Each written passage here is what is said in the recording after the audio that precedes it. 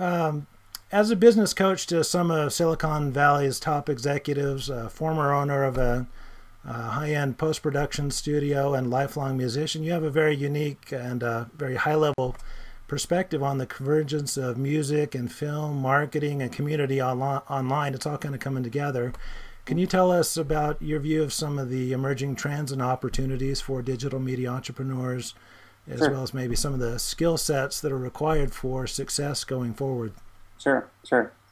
So, you know, first I think there's a change in appetite uh, in what the market actually wants or what the market values, Mhm. and some of these threads have been present for years or even decades, but they are rising to such extreme degrees that I think any entrepreneur in the field has to be lined up behind these wins, or else you're going to be blown over. Mhm. Uh, the first is that more and more the market values things that are free. So everything should be free. I mean, I myself, when I find out that a piece of software, is $19, I'm outraged, right? Yeah. And I can remember paying. Well, when I first started Franklin Media, I was paying $1,000 a gigabyte for hard drive space. Now I expect 50 gigabytes free, right? So Right. so everything's got to be free. We expect transparency. The market wants to know everything about you, about your dirty laundry, about what's inside your closet, about the company, about what's happening in the company. And any attempt to shield your customers from an aspect of you or who you are is going to be seen by them as a way you might not be trustworthy. Mhm. Um, the market more and more values what's relevant to them now. We used to be able to buy media for consuming later, but in the world of downloading and streaming and the way the internet 2.0 has developed, um, we want stuff that's relevant to us right in this minute. I think where we're going to see a lot of growth in the mobile space is on making information and experiences relevant that we can already have in other places, but making them available in the time that they're relevant, in the Mhm. moment that they're relevant. Um, uh, the market values real. What started out, I think, as a reaction to the writer's strike and more reality TV. How do you fill Yeah. a thousand channels of television with the same budget that you had for three channels? Um, uh, Reality TV has spawned an appetite for real, where uh, you know, uh, the sense that it's raw and like this interview here Right. will go better than if we were in a studio with that looked like a professional set with lots of lighting and all the bells and whistles. It'll be actually more trustable to the readers or to the listeners than it would be if we were on the set of Good Morning America. So Larry King. Yeah. Yeah. exactly. So real as a value, and then personal or individual as a value. It used to be, I don't know, even 10 or 15 years ago, if you wanted to be more credible as a business and you were just starting out, you would make it look like you were a much bigger company than you were, right? You'd put corporate headquarters as your home address, and you'd have a website. You'd have like for the contact us. I remember doing websites where I'd have like a big, tall brass and glass building for the Mhm. contact us page, a picture of that next to our phone number, so it looked like we were Yeah. working. Yeah. Um, and now, if you want to increase your credibility online or in your in any format, make yourself personally available. Just reveal things about you as an individual person, and Mhm. that we want to do more and more. We want to do business with people, not with companies. So free, transparent, relevant, real, and personal. And so the business implications, for entrepreneurs is I don't think we can really stake our future on creating value and selling it to consumers. I just don't think that that's where the digital media is headed.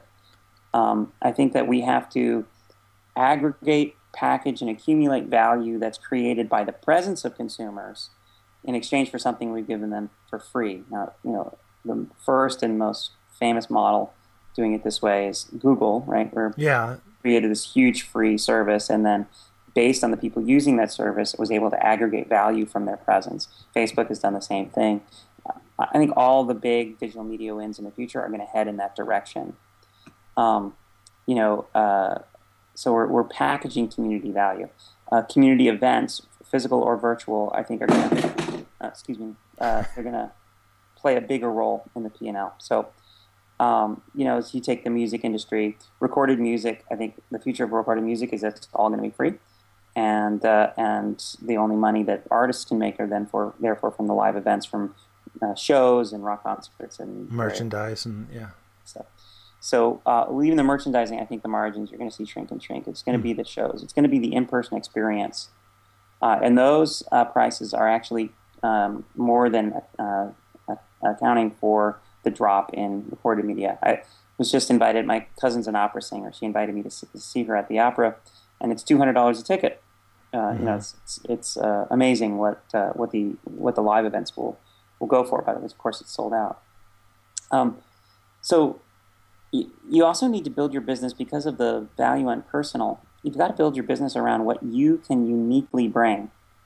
So if your business plan relies on providing facilities or equipment or anything that's a commoditizable capability, then you're in for a hard road. If someone else can do it as good as you can, then you shouldn't offer it on your rate card. If there's someone else in the world who can do this thing just as well as you can, then you should drop that service. So if you end up only offering services that you're uniquely positioned to do, that kind of are your specialty, that no one in the world can do like you can, then you're going to enjoy big margins, lots of free time, and an easy marketing process. But the world is going to be harsher and harsher on the also-rans, you know, on the Me Too's. It used to be that you could be top 3 in a marketplace, the top 4 in a marketplace.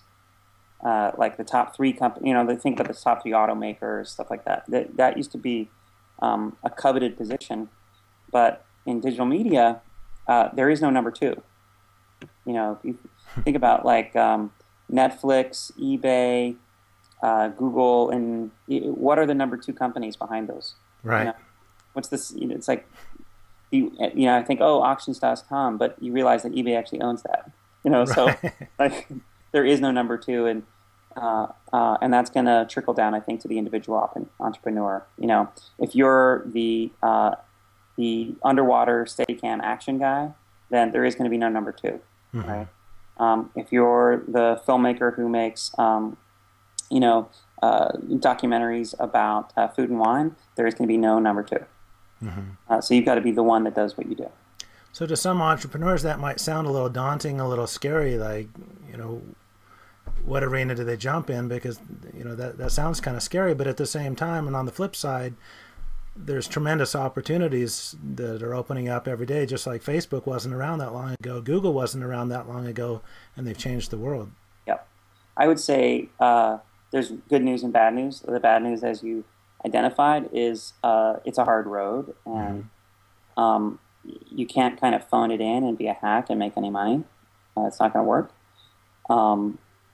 Also, you're going to have to confront some major personal demons, because as soon as you set about, you know, being uniquely positioned in the world, you're going to, all this stuff about you not being good enough, and what do I do, and there's no room for me, all that's going to come up. So that's the bad news. But the good news is I can say with absolute confidence that there is something that you are uniquely positioned to do that no one else can do the way you can. It does exist. And what was required from you is the discipline to find it, to charge a lot for it, and to accept nothing less.